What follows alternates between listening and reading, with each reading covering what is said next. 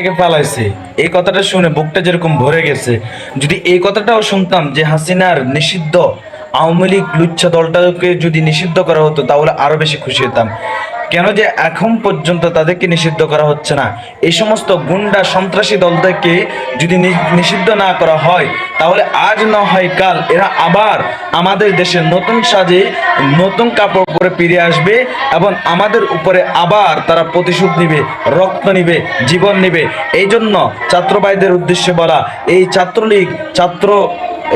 ছাত্রলীগ এবং আওয়ামী লীগকে দেশ থেকে বিতাড়িত করে এই সংগঠনকে সারা জনমের জন্য বাংলাদেশ থেকে নিষিদ্ধ করার আহ্বান আমার পক্ষ থেকে। যদি আপনারাও এতে একমত হন সবাই কমেন্টে জানিয়ে দেন, সকল ছাত্রদেরকে জানিয়ে দেন যে আওয়ামী লীগকে নিষিদ্ধ করা হোক।